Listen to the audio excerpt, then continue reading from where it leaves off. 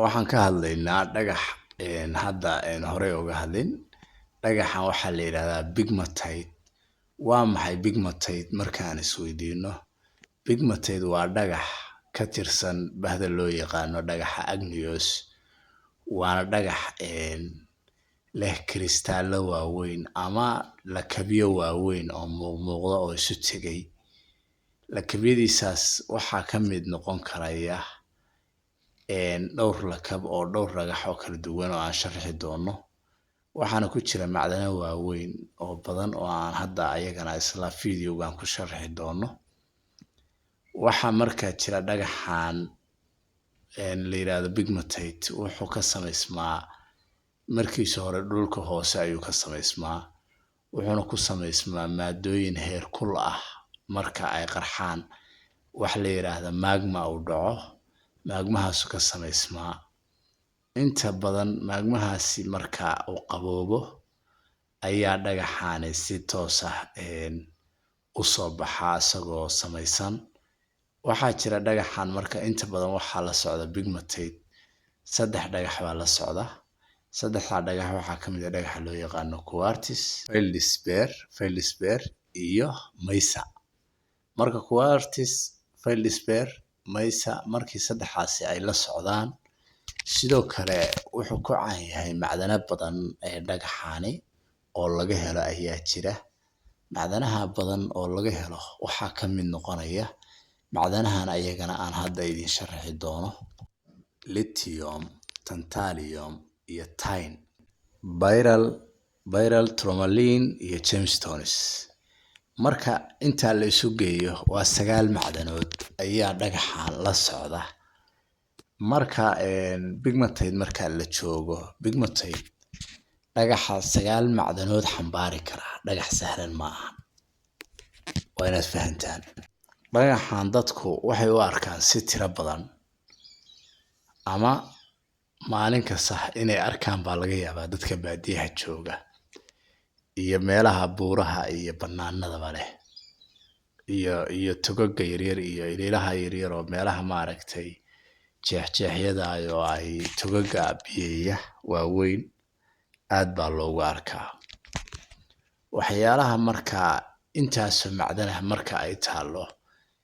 dadka dunida jooga inta badan waxa kaliya ay raadiyaan filli ama qayb macdanta ka mid ah. macdantu waxa weeye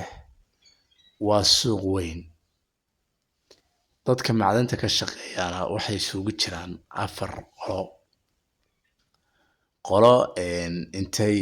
dukaan sharaxatay, dukaankii ku sharaxatay meel baadiya oo cidla ah oo aan cidna joogin, oo haddii dad reer baadiya xataa deganaan lahaa abaar intay ka dhaceen laga naqraacay, dad ku nool oo halkaa ku ganacsi ku furtay bay dad noqonayaan. waa dad intay macdana soo aruursadeen kadibna macdanihii in loo baaro ka shakisan, inay cid u dhiibaan ka shakisan, inay cid u soo bandhigaan ka shakisan, meelay ka baxaan oo tala ka saaraan garan waayey. dadkaasi marka waxay noqonayaan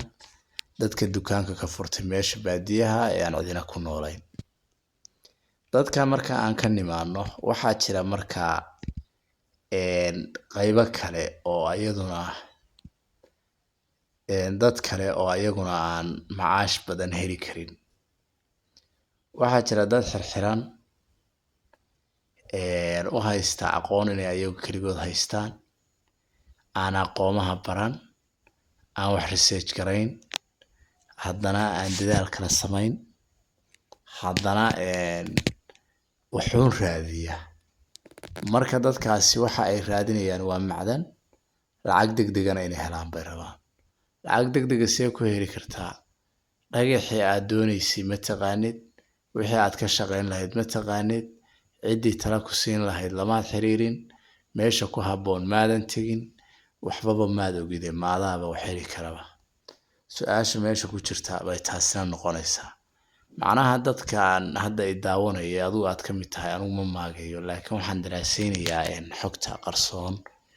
ee inta badan in laga fakaro u baahan. waxyaalaha marka jira anigu waxaan leeyahay meesha aad ka goobaysaan dadka Soomaaliyeed ay dahabka xiiseeyaan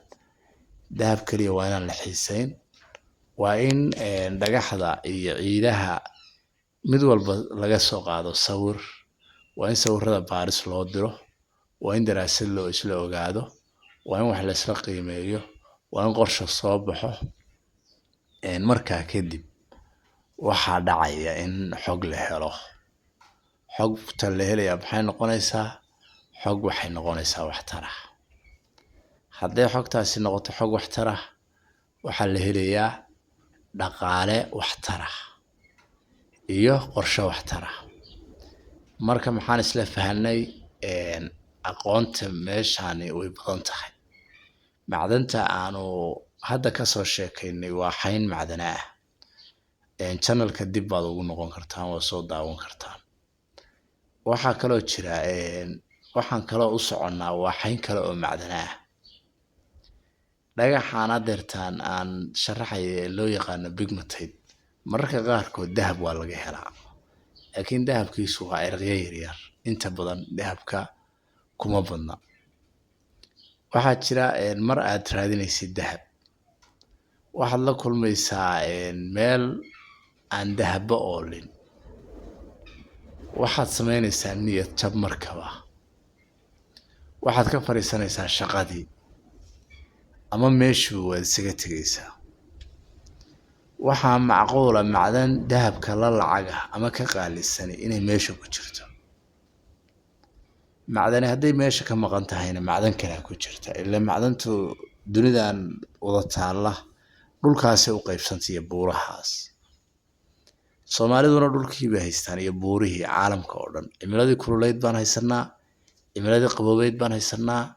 tii dhexdhexaadka ahaydna waan haysanaa maadaama aan cimilooyinka oo dhan haysano waxaan nahay dad marka la jaan qaadi kara dunida oo dhan oo ogaan kara wax badan heli karana wax badan hadda waxa macdan aan halka hadda idinku soo sharxay 9 macdanood ayaan dul maray 9ka macdanood meeshana ku jiraan maysa waa ku jira dhulkeena pigmatite baa ku jira quartziski baa ku jira safiirki baa ku jira emeraldki baa ku jira rubigi baa ku jira tantaliyamki baa ku jira waxa ku jira macdantii dareeraha ahayd dahabkii baa waxa ku jira macdantii dareeraha ahayd oo sida gaaski baa ku jira oilki baa ku jira dieselki baa ku jira wax walba ku jira waxa ku jiri kara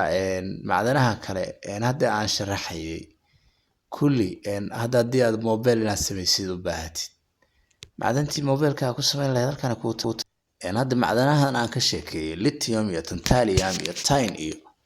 mobilada iyo isgaarsiinta iyo bateriyada iyo baa lagu sameeyaa inagoo caalamkeen waxa u doonanayna ka dalbanayna ma xaq baan u leenahay inagoo khayraadka haysana inaan marti noqono ma u lihin xaq ma lihin mana dhici karto laakiin way dhacday hadda sababtoo ah waxay ku dhacday isku xirnaan la'aan research la'aan ogaal la'aan cadiifad iyo qaxooti inaga oo galay dawladeeni oo aan wali cagaha ku taagmin inagii aan dawladeeni iyo dadkeeni wada shaqayn lahayn rasmiya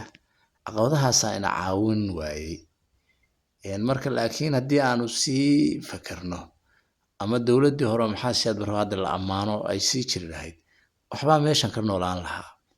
halkan xogtaan anigu aan idin la wadaagayo mar walba inaan idin la wadaago ayaan jecelahay iyo xogo ka badan marka commentiga waad igula soo wadaagi kartaan wixii aad ka fahanteen iyo wixii aad saluugteen ama aad oran lahaydeen wax laga bedelo waxa kale oo aad commentiga igula soo wadaagi kartaan wixii aad khayraad iyo macdana haysaan waxaan ahay anigu Cabdullaahi Saciid Sheekh Xasan waxaan ka codsanayaa channelka inaad subscribe iyo like iyo share ta siisaan waxaa jira buugii macdanta oo level 1 oo hadda inoo jira oo qofka beginnerka oo xogaa ku soo kacayo xogaa caawinaya macdana xaynana ka hadlaya waxaa jira buug kale oo hadda soo dhow oo dahabka u gaara waxaa jira arday isdiiwaangelintii ardayda oo macdanta la hagayo oo la talino iyo xog hesho marar badan markaa soo dhawaada. waxaa jira macdan baaristii oo sawirro lagugu baarayo si joogta ah iyadoo xog rasmi oo tafaatiran lagu siin. soo dhawaada.